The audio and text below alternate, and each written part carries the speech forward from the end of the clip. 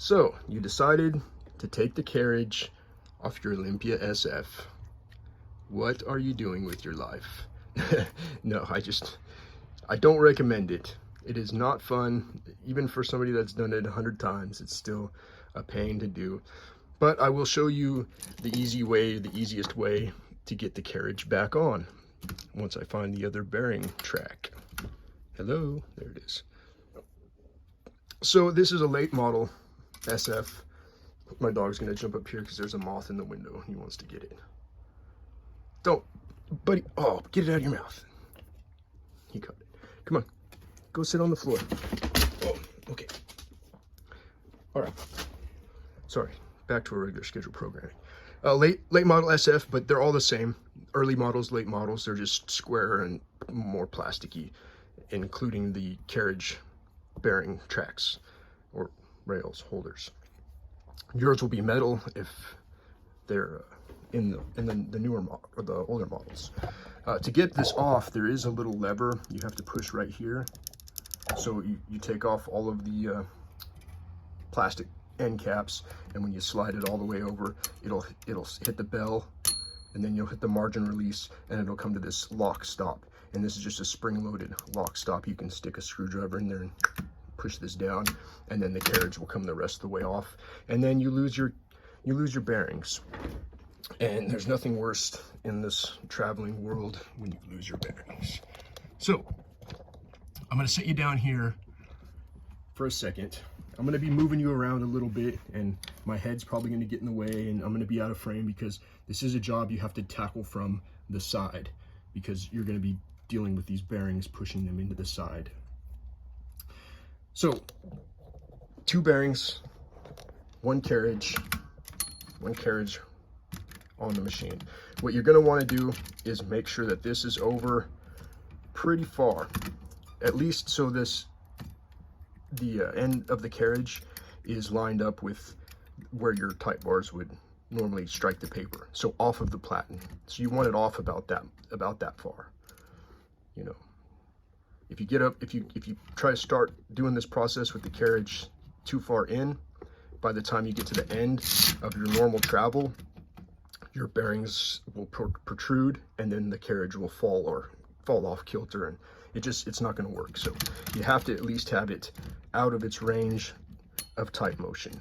So I usually go end of the rail to at least there. That way, if you do start moving around while you're installing it, you have some wiggle room. So I'm going to put you down, and then we'll get started. Dun, dun, dun, the best way possible. Okay, so I got the carriage positioned in the middle of the type bar, the end in the middle, and then you got your bearing system. One end has a star, and the other end doesn't have a star. So what you're going to do is you're going to take the end without the star, and you're going to feed it in to the rail, and you're just going to push it all the way in. You're going to hold the carriage up and feed it in. And this is the fiddly part because it falls and you got to balance and hold the carriage. And I'm on camera, so it's probably going to be 2 times harder to do this the right way. Let me make sure we're in here right.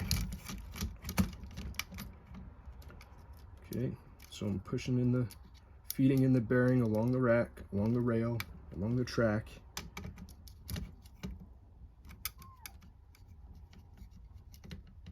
Okay, there we go.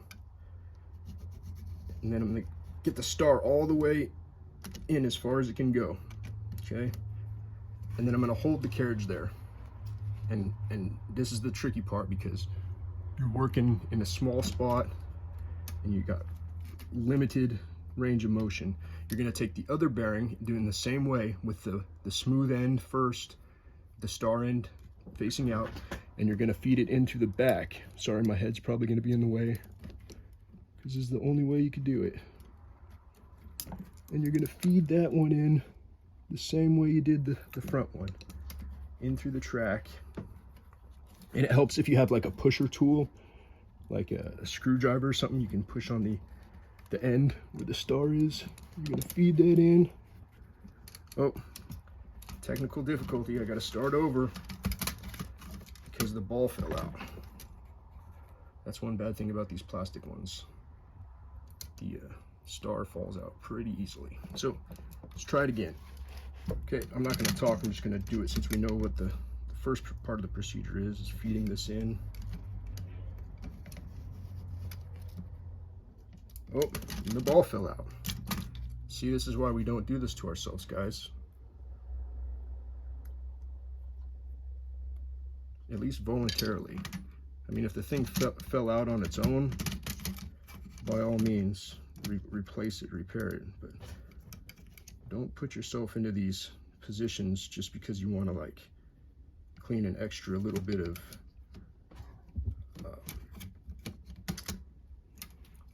eraser shavings. It's just not worth it to get the machine to work.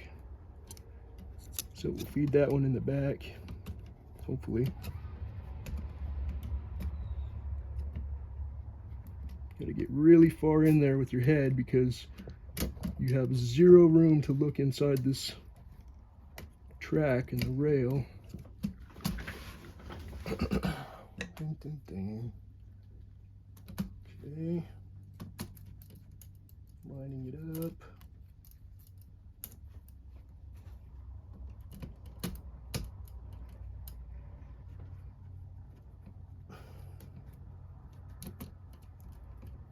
Okay. Now I'm going to take a pushing tool to push this bearing in, and hopefully I don't pop out the star again, because that's always fun. Make sure this is keep making sure that carriage is centered, or where I told you it should be centered. Okay, so the plastic bearings are in. You're going to take your pushing tool. I'm going to use this, and you're just going to make sure that those are seated inside the rails.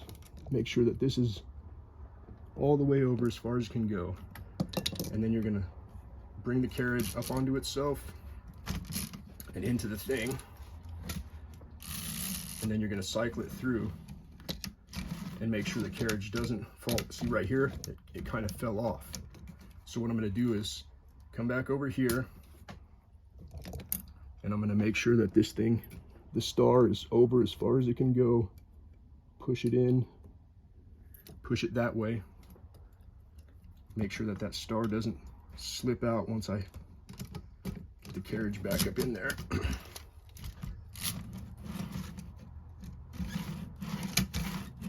Pretty close enough. They could probably get away with it. I mean, you'll never go that far to the end.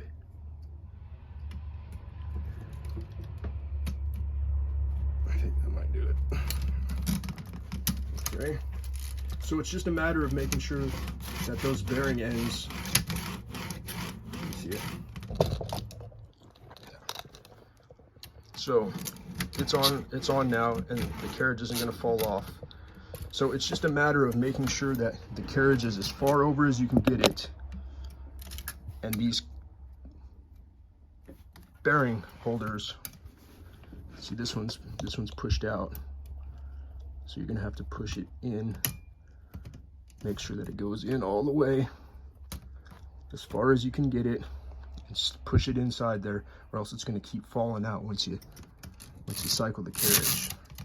This one doesn't have a silent return spring, but there's a couple other things you can do too to help yourself out if you had a lot of issues getting the bearings on track. Let me take this thing off so you can see. Here's the push button thing to get that off. On the carriage rail itself, there's 4 adjusting screws, or there's 4 screws that hold the rail down. And then behind it, there's a 5.5 millimeter stop nut with an adjustment screw. Now this can be used to loosen up these 4, and then you can adjust these, and that brings in and out the carriage rail, so you can get a looser carriage or a tighter carriage. If your carriage is wobbling around, you'll have to do a fine-tune adjustment on all 4 of these. And it's a pain in the butt because you're doing it with the carriage on there, so you're gonna have to see these screws through the top, and if people start messing with this, it will throw the whole feel of it off. You'll get a sticky carriage and spot, a tight spot. So you can spend a half hour just adjusting the carriage rails down to the thread. So that's why I recommend not messing with these, because they're just so precise and tuned. But these will lock the rails down once you get your thread adjusted right. So if you'd have to widen the rails to push these bearings in correctly, you can do that. If you're having trouble getting these in all the way to the stars, you can loosen the carriage rails, shift them backwards to give you some more room for that star to stick in there, get it in there, and then bring it back into adjustment so your carriage isn't wobbling off. You can get to the silent return spring, which is through here, but I do recommend doing all silent return spring work through the top here, because you can take the silent return spring on and off through this opening, and you don't have to pull the carriage, and you can adjust the silent return spring, put it back into its position on this. That's for another video, which I should do, because the silent return spring on the SF is always off, either off or misaligned, and it makes a grinding sound on your carriage when it should be completely smooth. But I've done a lot of these SFs, I've done a lot of little tricks and secrets to figure out what it needs to move and go. But you know, if you guys have other questions about the SF, put them in the comments, and then I'll try to answer them when I can. But sorry this video took so long, but like I said, these carriage systems, and then you got to mess with the drawband, and the drawbands are fragile, and the mainspring is fragile in this, and the bung for the mount is kind of fragile. So if you start taking the mainspring on and off, you risk ruining the threads. It's just a can of worms, guys. Carriages and typewriters, even if you're experienced, it's a difficult task, and it's fiddly, and there's a lot of moving parts to go with it. So I recommend leave this on, wash around it, get inside there with Q-tips. I hate Q-tips, so if you got to use 100 Q-tips, use 100 Q-tips, but leave those carriages on, especially on other machines. These machines are easy compared to some of the others, like the Royals, the early Royal Ps that don't have these holders, and you're dealing with this same setup, but the bearings are loose, and so you have to hand insert one little ball, slide it all the way over, insert this little star, you know, with the straw, because you got to make a makeshift tool that, you know, when the Germans designed theirs, they designed them with these, and it was smart because it's a lot easier to deal with than loose balls. But most older American machines have the loose ball systems, and they are not fun, really not fun. Royal darts and Royal lights, some of those have like 16 miniature ball bearings and tracks, so you got to deal with 16 little tiny loose balls that go everywhere. Olympia SM3s, SM4s, 5s, 7s, 8s, and 9s have a system that's like this, but it's even easier because they move the star to the center. So getting the bearing system in one go isn't quite as exact as this, because you have a whole extra leeway on the other end. You know, here's the SM3 bearings for example. See, it's the same size, same system, but they just beefed it up and rearranged it for that. But these bearings fit in other machines too, so if you're sick of, I've done another video on putting these kind of bearings inside of a Royal, and the Royal Diana, a German machine, used these kinds of caged bearings, and they fit in the old Royals. So you can swap out those loose bearings for Royal Diana cage systems, and you can pull the carriage really quick. But this video's gone on too long, but you get what you pay for. So hope you enjoyed it. Ask questions, leave those carriages on. We'll talk to you later.